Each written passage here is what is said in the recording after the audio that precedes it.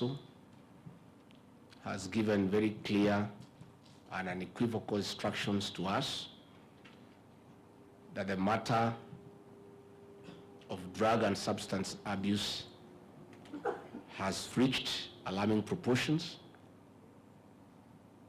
and is no longer a social issue, but a serious threat to our national security. The government has therefore decided that this matter will be dealt with as an existential threat to the very existence of our republic because of what poison disguised as alcohol has done to our people. You are aware a few weeks ago in Kirinyaga, innocent people bought unknowingly poison thinking it is alcohol, and over 23 people are now reported dead and others have gone blind. There are many other unreported deaths across the country, and the destruction of our most productive population, our young people. There has been challenges of enforcement. There has been challenges of licensing, and the problem has evolved into a serious national security threat. To start with the advent of devolution, the 2010 Constitution conferred the powers to license alcoholic drinks to the counties, and that responsibility was being done by NACADA and the national government in a very responsible manner. Since the advent of devolution, counties have licensed almost every other establishment in our market centers and trading centers across the country to be an establishment for the sale of alcohol. Again, following the advent of second generational alcohol, poison disguised as alcohol has found its way to these establishments that are already licensed. Again, traders who are not very nice people have produced the same drinks as counterfeit and put them into the market. Our officers have had a very difficult time dealing with these issues because those establishments are licensed by the councils. But under the direction of the President, a very big team comprising of our security officers, our PSs, those who deal with KRA, those who deal with CAB, have come up with very serious and stringent measures to curb this menace and bring sanity to our republic. We have called these officers here today to get instructions that will be presented to them and the country by our CS for Interior and National Administration, Professor Kindiki. And all I want to say to the officers is that the instructions from the President are very clear.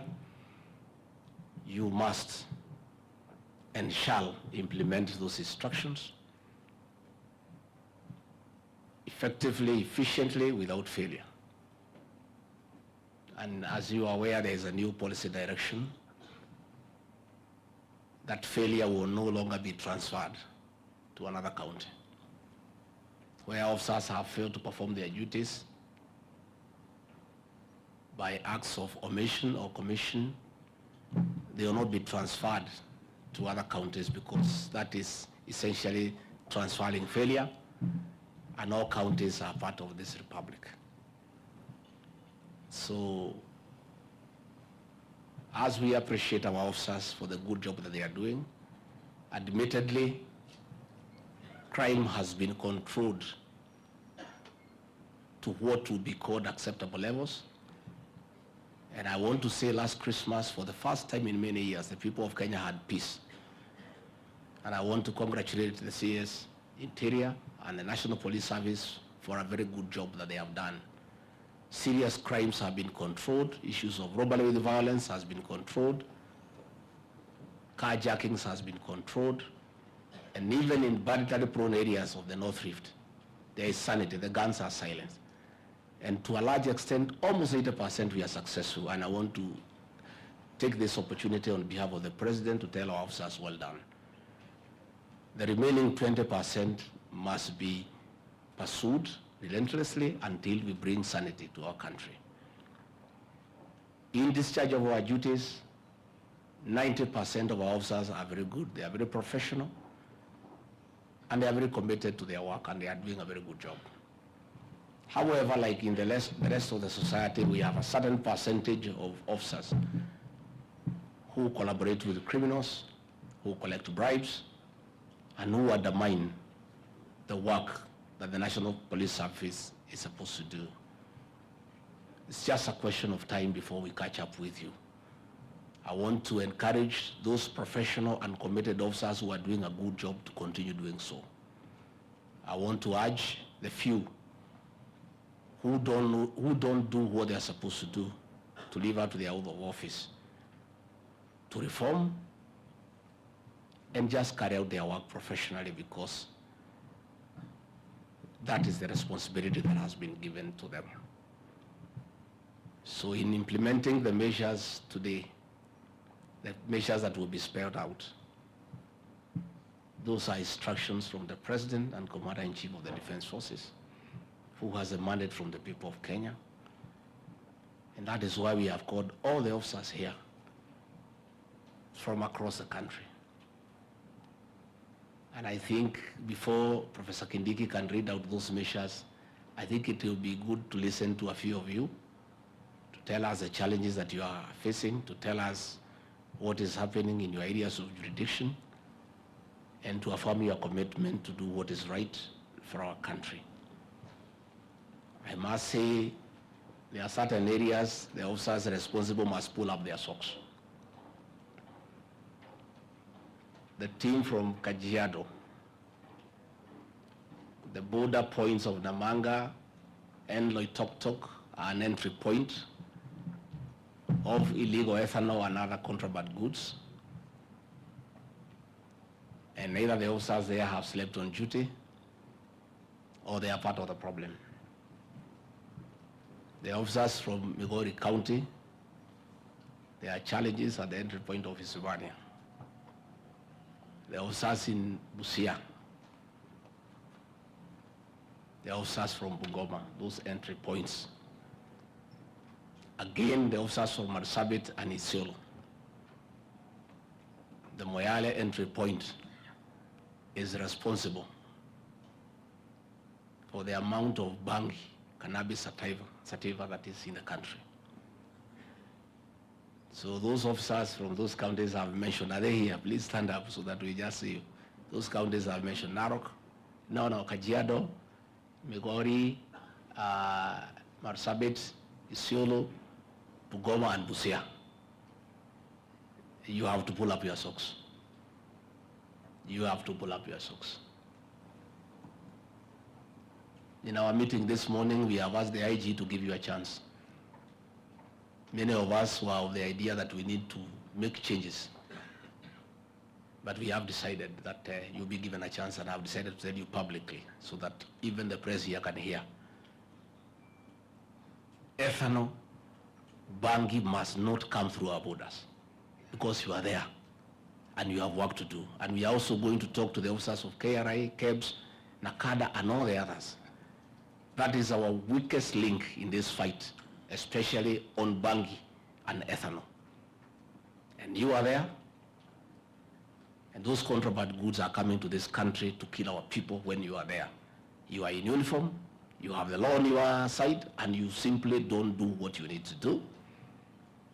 I'm telling you on behalf of the President and the government of the Republic of Kenya, it will not be business as usual, and when those goods come to this country, you shall be held responsible. Please sit down. I think PS Interior, if we can have a few, we wanted to The press had requested that Professor Kindiki can read the statement at 11. What time is it now?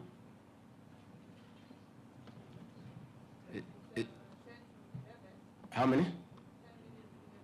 So we can have a few, maybe PS Internal Security, you can give a few officers, they can tell us what they think, and then Professor Kindiki will read the statement, then we'll ask the press to take a break, then we'll be left here now to talk about internal things that are of a security nature after the CS Interior has read the measures for the country, because they are for the officers and also for the people of Kenya, so that everybody knows what will happen going forward starting today. But this war must be fought. The government is in charge, and the government has never lost a war and is not going to lose this one. A decision has been made, and it must work, and we must bring sanity back to this country. See, PS? Thank you, Your Excellency. I will, in no particular order, just call on a few of the officers to speak. So the first one would be the Regional Commissioner for Rift Valley. Just a few of the issues that we have picked, that you want to bring up. Then followed by the Regional Police Commander for Central, and then the County Commander, Police Commander in charge of Marsabit, and then the County Commissioner for Migori. If we have any minute left before 11, then we'll get the fifth person to speak. I hope there's a microphone around. So we start with, is the RC Rift Valley in the house? So let's have the microphone there. Thank you.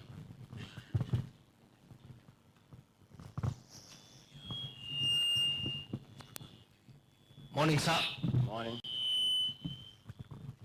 Thank you very much, sir.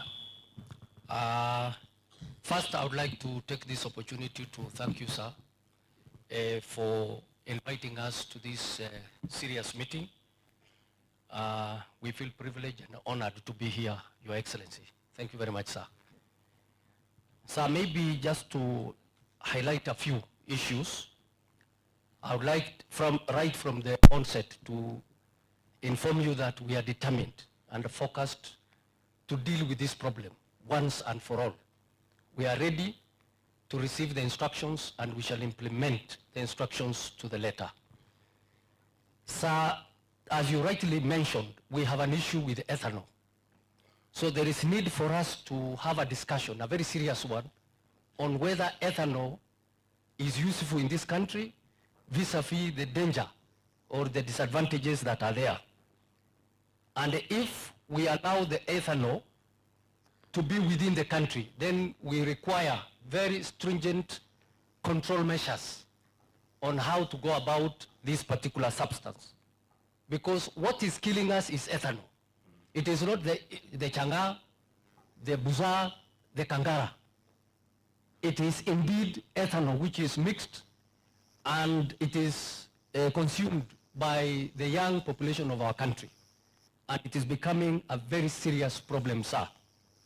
Secondly, and I don't know whether this one might elicit controversy, but however, allow me, sir, to mention it.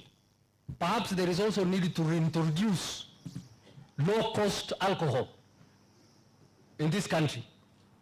I think Kenya Breweries tried. Perhaps we can look at that one, because we seem to have an insatiable appetite and inclination towards alcohol. Maybe there is need to relook at that proposal.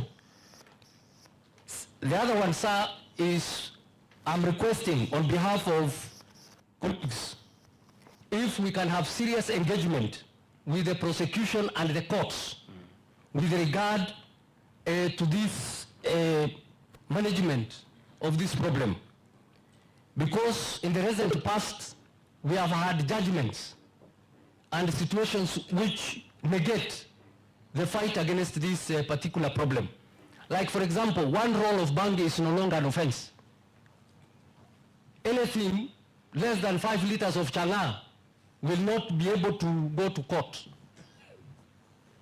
And some of the substances that eventually end up preparing some of this is not considered to be illegal. So some of these things, they negate our efforts, and they will continue becoming a serious problem in the fight or in the achievement of the objectives the government has set forth in order to eradicate this particular problem. So there is also need, as you rightly put it, we need a framework between the national government and the county government in order to work together so that we can contain, because there is a lot of competition, rivalry, and conflicts as we move forward to tackle this problem. Finally, sir, I think we have another serious problem. This is the issue of integrity and conflict of interest amongst everybody. If we can contain this problem, as you rightly put it, that we take severe action against officers or individuals who are found culpable, perhaps we will be able to move forward.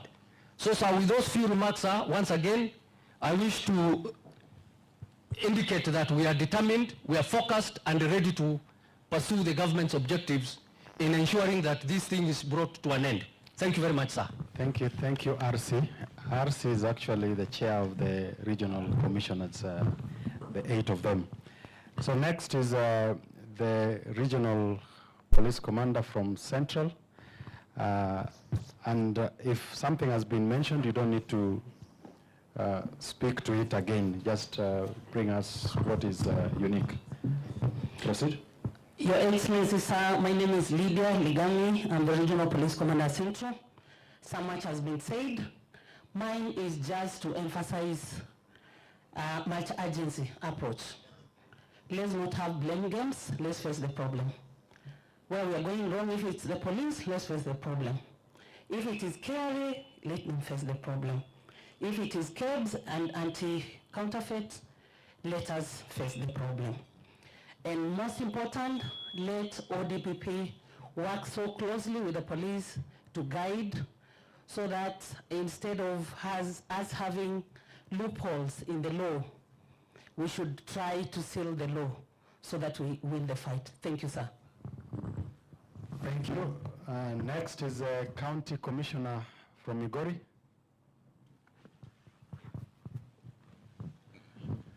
And maybe you speak to what is coming in from Tanzania, if at all. Yes. Thank you, sir. I'm David Gitonga, County Commissioner, Migori. One, I would want to say that the challenge has been lack of partnership between the two states. It is true, they grow badly, but they say the market is in Kenya. We've come up with an elaborate measure to ensure that we're able to partner with them, the security officers from that other side, so that we can be able to counter the threat. And I think, sir, you had given us authority, and we are at an advanced stage.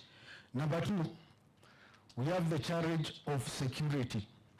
As I'm studying here, sir, I can confirm that there is an officer, assistant chief, who was attacked by brewers, and up to date that person has not been arrested. So I would request, if it is possible, we need to explore the mechanism in which we can have, as earlier planned. I remember during the Rate Mechoke's time, chiefs were to be given 5 APs for security. That will enable them be able to move about and even be able to raid the dens.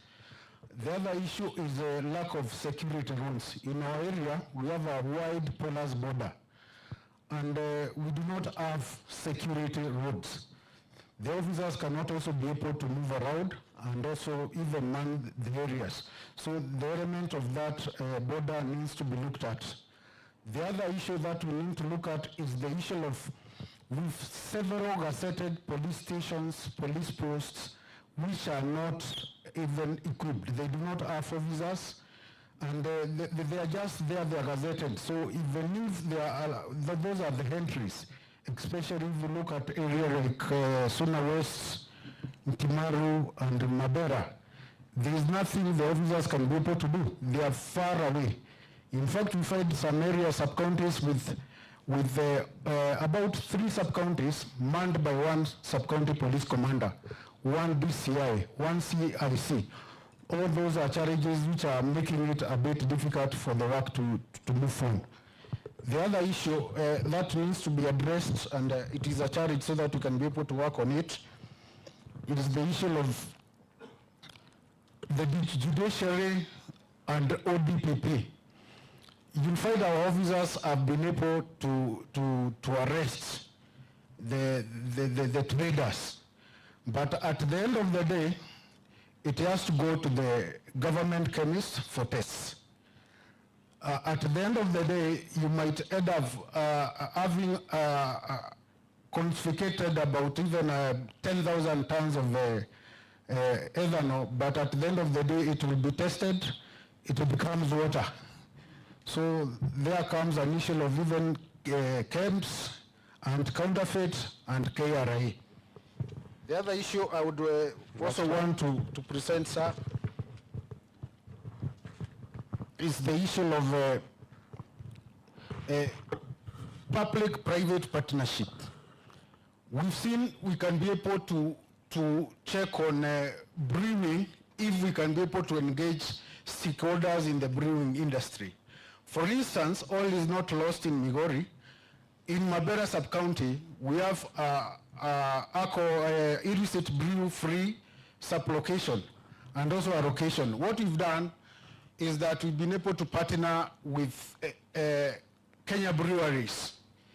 They support the reformed brewers. They provide them with the jerry cans for the senator brews. Then they are provided, they pay for them in installment. The county government waives the fees such that you can even be able to pay for maybe in installment. Then from there, we've been able to move ahead, and I think we're doing very well. I think with that one, I think thank you. We are not lost. So then the county police commander for Marsabit, and then lastly, I would ask the RCIO Coast to close the session. Thank you. Good morning, Your Excellency. My name is Patrick Mwakio. I'm the county police commander in Marsabit. I want to say that we've got a few challenges, but last year in November we sat as a team and we put strategies in place, and I believe these strategies have really helped us because we are now working as a multi-sectoral team. We've been able to arrest a few consignments coming from Ethiopia. That is cannabis sativa and also heroin and cocaine. We share a very long porous border with our neighboring country, about 600 kilometers. Our officers are determined and they are all out to ensure that everything is in order and crime is managed effectively, sir. That is what I can say as for now, and I want to assure you that our officers will keep up the good work they are doing and bring everything to place. Thank you so much, Your Excellency. The RCIO Coast. Good morning, Your Excellency. My name is Adam Guyo, the RCIO Coast. I've just reported 3 days ago. I took over the office and we embarked on working together with other teams. We've made several arrests of drug traffickers, the peddlers, and we are still continuing, and I promise that we'll perform and we are up to the task. Thank you. Thank you very much. I think we'll be able to respond and also enter into a discussion after we are through with the press. And I want to say, Coast, well done. Please do your job. We were there the other week and the leaders are abusing us because of saying there is a problem with the coast. They must live with the truth. They want us to pretend that there is no problem at the coast. And when we call for a meeting to discuss a serious problem of the people they lead, they don't come. But they want to go to press conference to say that there is no problem. There is a problem at the coast, and it's a big one. And our officers will do what they need to do. The leaders who want to join in can join in. Those who don't wish to join in, it's okay. And as we are never distracted by those abuses and irresponsible talk, because we must do our job. And one of the things that this administration does is to be truthful. We don't hide the truth. Where there is a problem, we say there's a problem. Where we have a problem with our officers, we say we have a problem, so that we can be able to deal with it. So I think what we do, let us have the statement read, then we will request the press now to proceed and file their stories, and we'll be left now here for an in-house meeting to discuss security matters, operational matters that obviously we cannot discuss in a full view of the cameras, not because we have anything to hide, but because of the nature of security operations. They are confidential. So let me take this opportunity to welcome our CS for National Security, Professor Kindiki, to come and communicate to the people of Kenya. Karibu, Professor.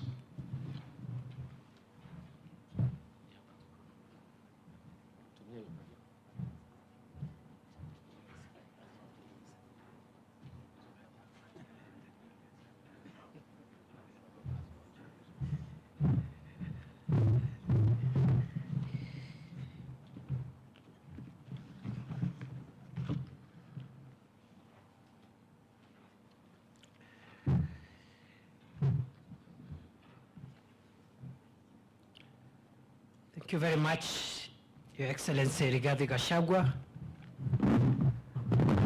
Deputy President of the Republic of Kenya. My colleagues from the Cabinet, Attorney General Justin Muturi, and my sister, Cabinet Secretary Rebecca Miano, and all the senior officers present here from all ranks, PSs, Inspector General of Police, the DIGs, RCs, county commissioners, and the rest of the senior officers present here. Your Excellency, sir, mine is to communicate the decision of the government of Kenya to notify the people of Kenya of government action aimed at eradicating illicit brews, drugs, and substance abuse in the country. His Excellency Dr. William Ruto, the President, among other things, was elected on the premise of restoring the dignity to the people of Kenya, especially those at the bottom of the socio-economic pyramid. To do so, the President identified key areas that require radical legal, policy, administrative, and operational reforms. Illicit brews, drugs, and substance abuse, majorly among teenagers, the youth, and even the elderly, are not only a grave social concern, but is now an existential threat to the well-being and sustainable future of our country. These brews, drugs, and substances are directly and negatively impacting on economic growth and development, ruining lives and livelihoods, occasioning family disintegration, facilitating crime, and the spread of disease, including HIV and AIDS, and indeed, fellow Kenyans, brews that are illegal, drugs, and substances are now a major national security threat and also a threat to public health across the country. Every household in Kenya today hosts and can relate to incidences of alcohol and drug abuse. No family has been spared. If your family has been spared, your neighbor's family has not been spared. It is on this basis that the President assigned the Deputy President, His Excellency Rigathi Gachagua, the role of leading the war on illicit brews, drugs, and substance abuse.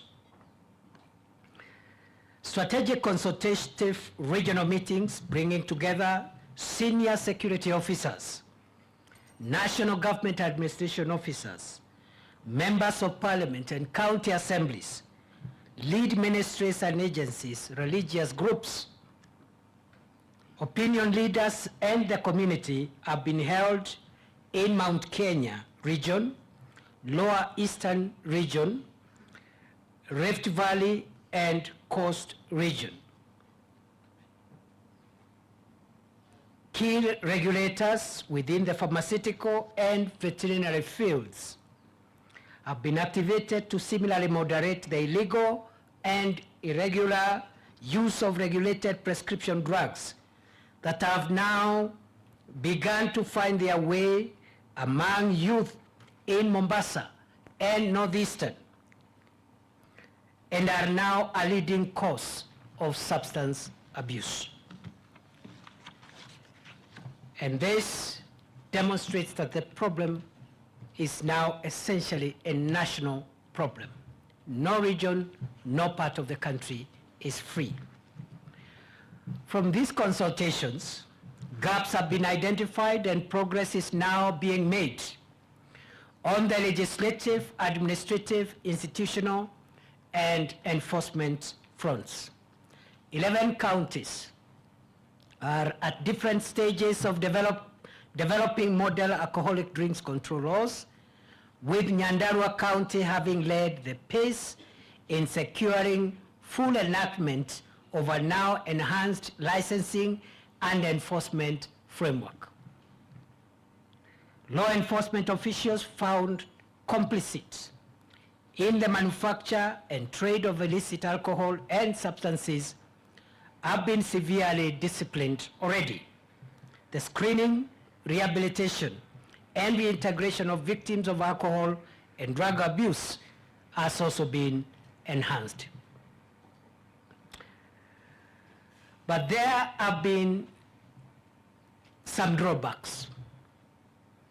Last month, the country lost more than 20 lives in one village in Kirinyaga County to poison packaged as alcohol by the merchants of death. This, fellow Kenyans, is unacceptable.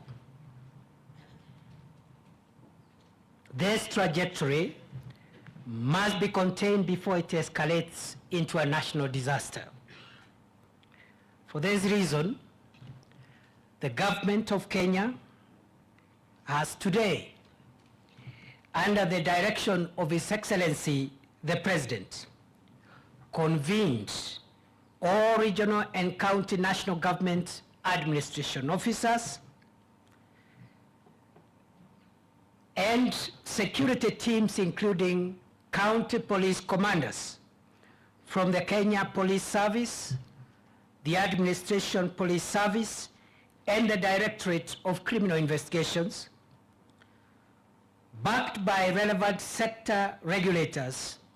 The consultations have not only identified the internal failures and fractured approaches that have facilitated these vices, but similarly reiterated the critical role that the national administration and security architecture will now be required to play in the restoration of the dignity and utility to a generation that would otherwise be lost. As previously indicated, the trade, consumption, and abuse of illicit alcohol, narcotic drugs, and psychotropic substances now ranks as one of the 5 key national security threats that include terrorism, banditry, and livestock rustling, cultural, religious, and political extremism, and climate change. And therefore, this war that we announce commencing today is a war about the future of Kenya. This war that we launch here today is about the viability and sustainability of our republic. We have therefore the duty to communicate to all members of the public that the war that we launch today is not just a time-bound operation, it's a perpetual war which will continue as long as Kenya exists, or as long as the problem exists, whichever comes earlier. Therefore, where we have placed terrorists who plot to harm our country, the organized criminals terrorizing parts of our country, pretending to be cattle thieves, where we have placed religious, cultural, and political extremists who have hurt the country so badly in the past, including the recent event in Shakahola.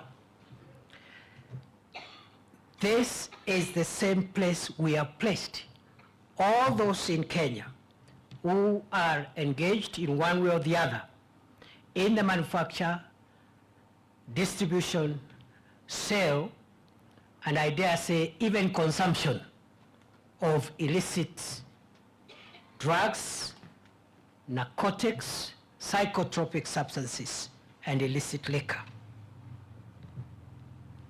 And since this is about the future of the country, this is squarely a national security matter.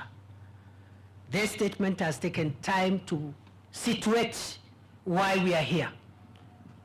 Right from the instructions of the President to his deputy, to the directives of the President through the National Security Council, and the rest of us.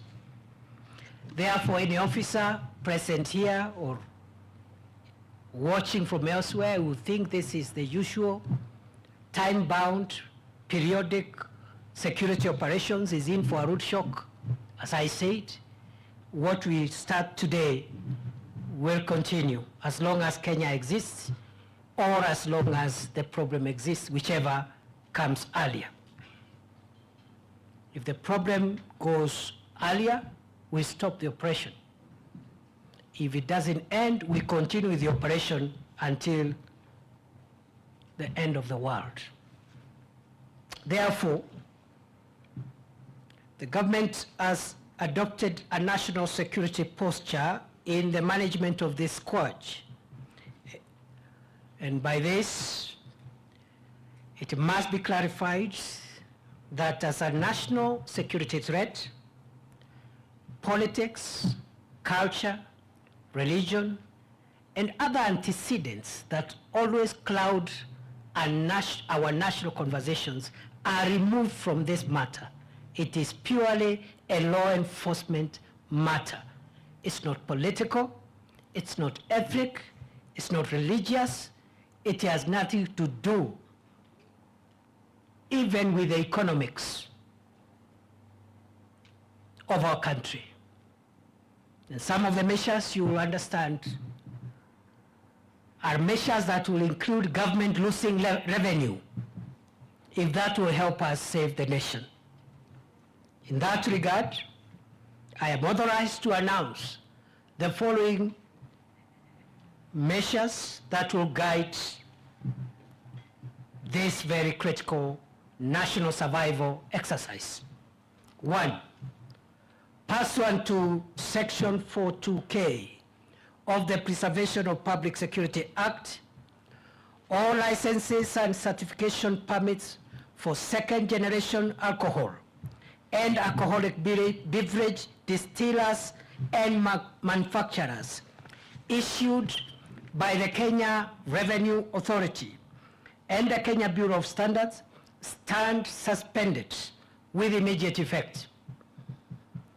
All existing valid licenses will be vetted afresh within 21 days of this directive, with premises approved to resume operations only upon receipt of fresh approval.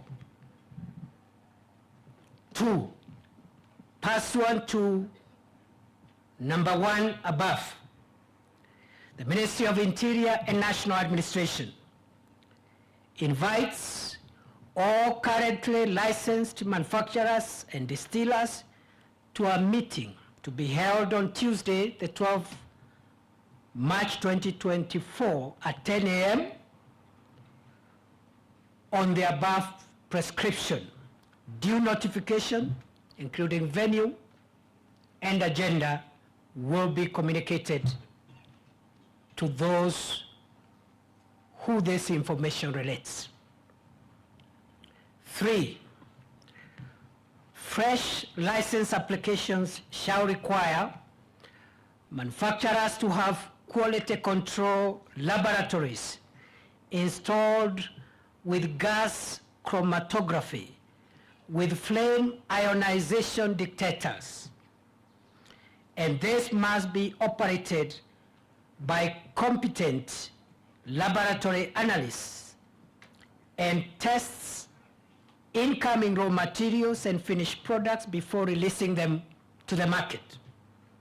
The laboratories should register with a provider of inter-laboratory comparison and submit their quality control results to the Kenya Bureau of Standards on monthly basis. For the avoidance of doubt, fresh license applications shall require manufacturers to have quality control laboratories installed with gas chromatography with flame ionization detectors. Number 4,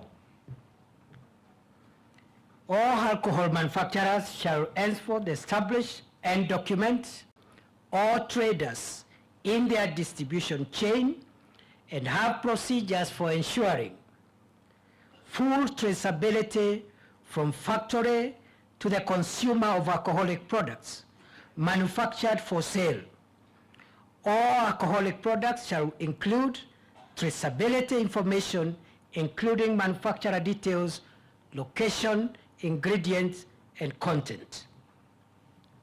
Number 5, the Kenya Bureau of Standards shall ensure that within 45 days, all industrial ethanol is denatured or marked with a denaturing agent known as denatonium benzoate to prevent diversion and or the accidental use of industrial ethanol in alcohol manufacture.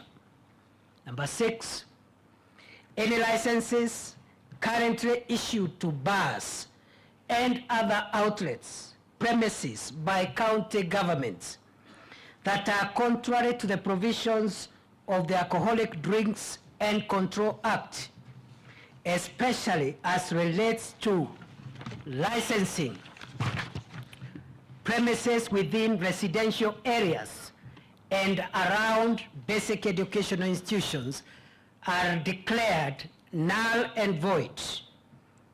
County security teams are to secure and shut down and seize such premises with immediate effect. the licenses that have been issued contrary to the Alcoholic Drinks Control Act, which is national legislation, which supersedes county legislation. Licensing of bars which are in residential areas, licensing of bars next to educational institutions, all those licenses are declared null and void.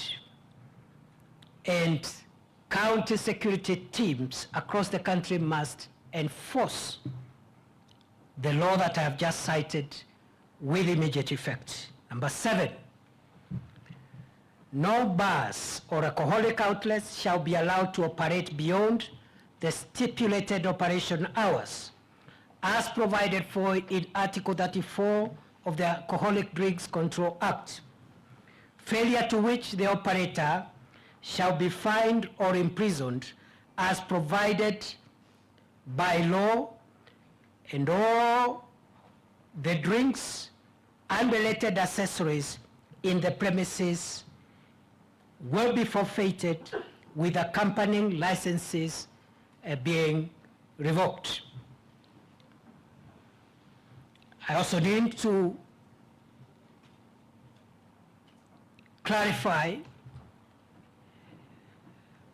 that the government has also engaged with the Director of Public Prosecutions and also other stakeholders, including the judiciary, all stakeholders in the administration of justice. And one of the results of that engagement is that the Director of Public Prosecutions has assured the country that its office will be going for auxiliary orders against those who perpetuate the vice of either manufacture, transportation, distribution, sale of alcohol. And those auxiliary orders, which are already provided in law, include forfeiture of any motor vehicle that is transporting narcotics or other illicit substances, that those vehicles be forfeited to the state, and also forfeiture of premises that are used to store merchandise, which falls in the category of our discussion this morning. And number 7, just to clarify that we must respect the laws that exist on hours when bars can be open.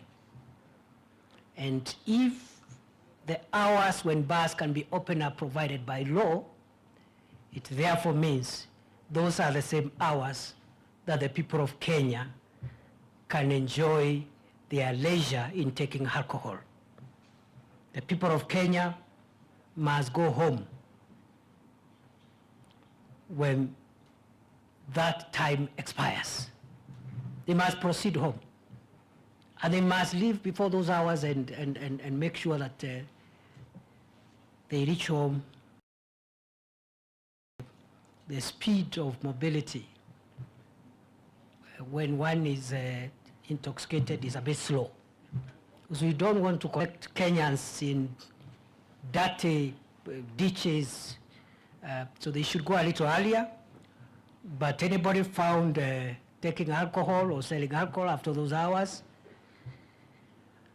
we will do what we must. Number 8, all manufacturers, distillers who are aware of counterfeits of their products and fail to report to the Anti-Counterfeit Authority on the same shall be deemed complicit. Licensed manufacturers will be required to furnish county security teams with the geolocation and physical details of their licensed premises, as well as stock records per licensed premises.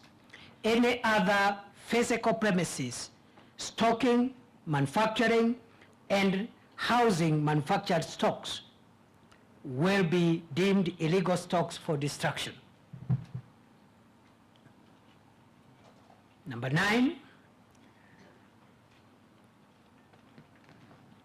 Section 17A of the Narcotic Drugs and Psychotropic Substances Act stipulates that a law enforcement officer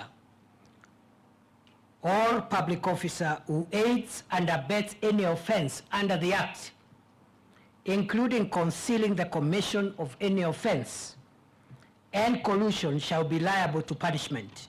In this regard, officers abetting, concealing, or colluding with any person to commit an offense under the Alcoholic Drinks Act or even under the Narcotic Drugs and Psychotropic Substances Act shall be liable in accordance with the law. The policy has also been given that no person who undermines the interests of our national security will be transferred. No officer will be transferred if they are culpable of undermining our national security interests. We'll find a way of expediting your removal from service in the shortest time possible. And the other things we can discuss, including if you take us to court, we know what to do when you take us to court, and we are patient enough to wait for hearings and appeal until the Supreme Court. By that time, Kenya will be on the move. Further, number 10, and in line with the Public Ethics Act, all public officers in the enforcement and compliance chain, namely the Kenya Revenue Authority, the Kenya Bureau of Standards, and the Anti-Counterfeit Authority, Public Health, NACADA, Ngao, National Police Service, and everybody else, shall not own and operate a bar directly or through a proxy. All public officers currently operating such premises are required to shut them down or resign from the service with immediate effect. Cross-referencing of the Public Service with the Public Service Commission, National Police Service Commission, and distinct agency staff records shall be undertaken to ensure compliance thereof. Number 11, all landlords or premises owners shall be deemed aiders and abettors thereof and be liable for renting out space for establishment of bars, wines and spirits outlets in prohibited areas pursuant to Section 20C of the Penal Code, Cap 63 of the laws of Kenya. 12, all chemists and agrovets must submit their licenses to the Pharmacy and Poisons Board and the Veterinary Medicine Directorate for verification within 30 days from today, failure to which they shall be deemed unlicensed for closure. All licensed and non-compliant drug manufacturers, agrovets, and chemists are to be shut down with immediate effect. The list of currently approved and licensed establishments have been shared with county security teams for reference. 13, all licensed pharmacists and veterinary doctors dispensing prescription drugs without prescription shall be deregistered. All licensed chemists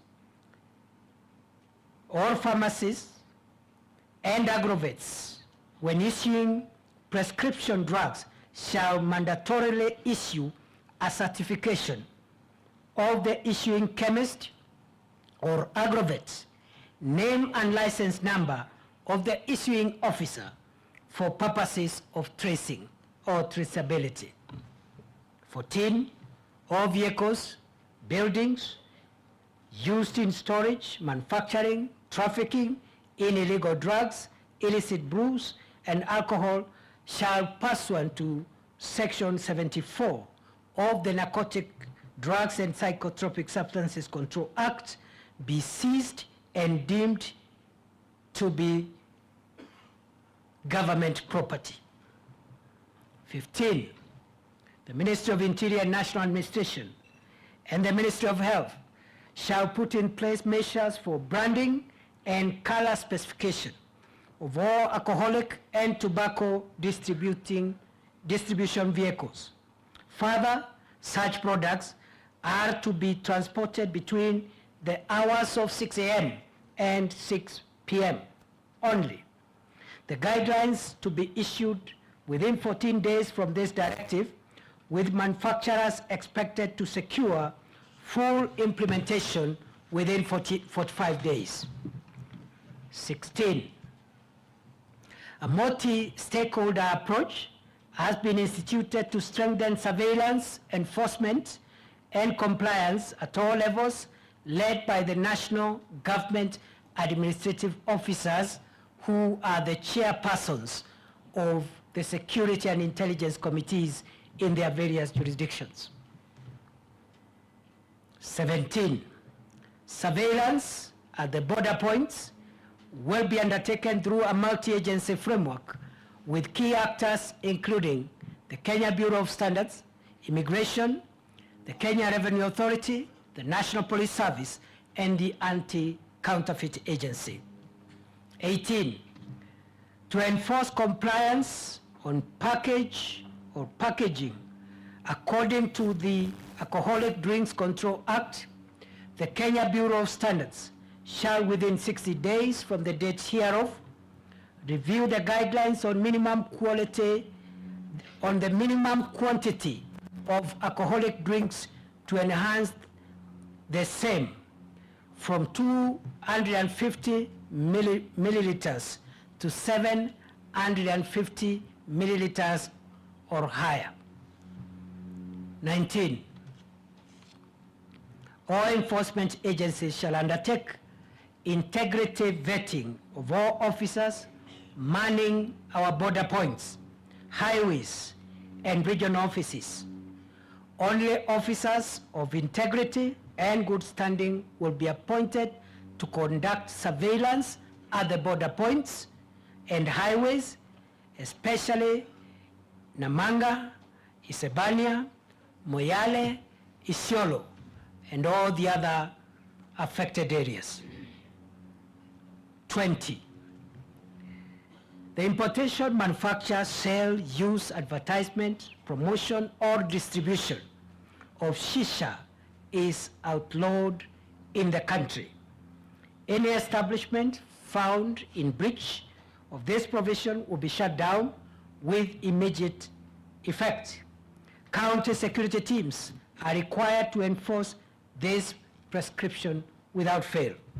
21, the labeling and packaging of all tobacco products in Kenya must comply with the provisions of the Tobacco Control Act of 2007 and the Tobacco Control Regulations of 2014. Products that do not comply must be withdrawn from the market immediately. 22, the National Treasury is urged to fast track the harmonization of custom and excise duty of ethanol within the East African region to prevent arbitrage within 45 days. Further, within 60 days, the National Treasury shall conclude taxation proposals towards the following: A, incorporation of a model of taxation based on alcohol content. B, review the taxation framework for beer and other non-spirituous alcoholic drinks to mitigate the risk of harmful effects.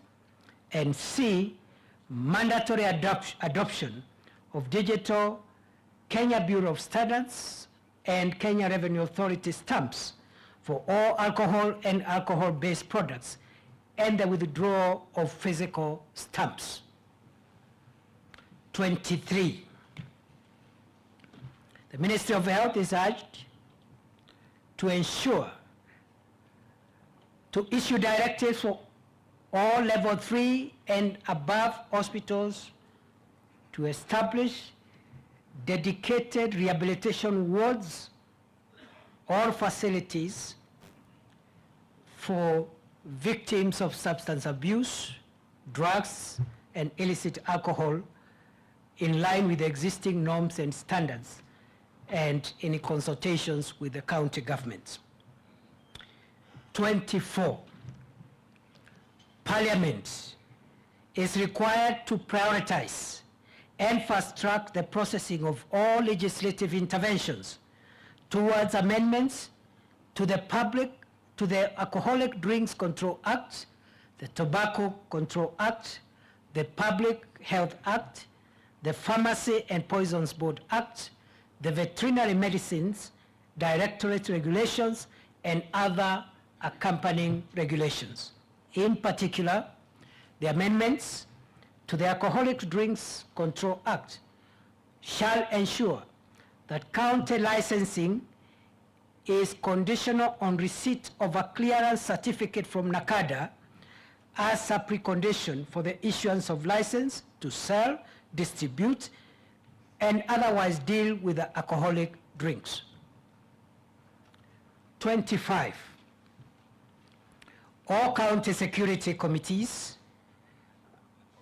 have received the existing approved and licensed lists of manufacturers, distillers, pharmacists, and agrovets. The committees are hereby directed to shut down and destroy all illicit manufacturing installations, distilleries, agrovets, and chemists not within the approved list of licensed enterprises within 10 days of this directive. County Security Committee members will be held personally liable and subject to disciplinary action where an unlicensed manufacturing installation, distillery, agrovet, or chemist is found operating in their respective jurisdiction. Community and neighborhood committees and members of the public are required to support this initiative through the designated toll-free line 1192. I repeat, community and neighborhood committees and members of the public are invited and even required to support this initiative through the designated toll-free line 1192. Since this is a national security threat, the obligation of individual citizens to support this cause is also mandatory for the sake of our nation, because the duty to protect our nationhood and our constitutional order is a duty that binds every state organ, every arm of government, but it's also a duty that binds every individual. We must protect our nation together.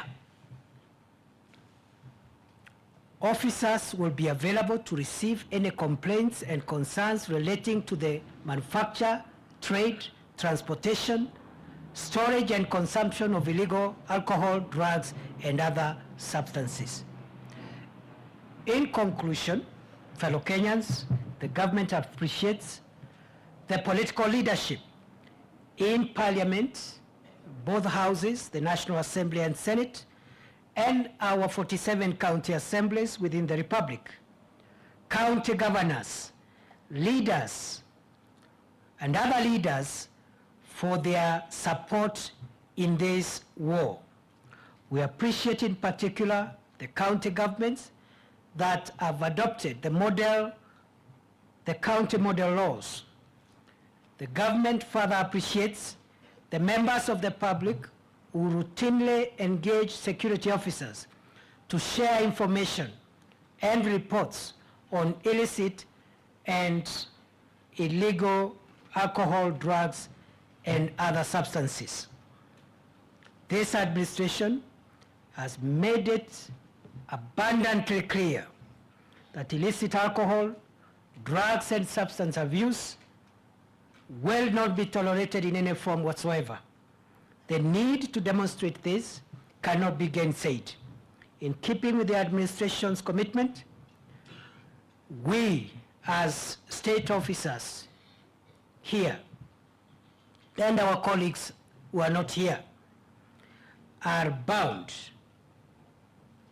to take responsibility and to meet the full consequences for any political and social ramifications. We are ready for this task. This operation is a national security operation and fall entirely within the remit of the law enforcement machinery of the state and its multi-agency collaborators. Political, business, religious, and other leaders are requested to abstain from interfering with this war so that we don't falter, as has happened in the past, because we must win the war. We must save Kenya. We must save our children from perishing. And this is the statement from the government of Kenya. Thank you, Excellency. More Radio 8.2 FM. We are in charge. More Radio 88.2 FM. We are in charge.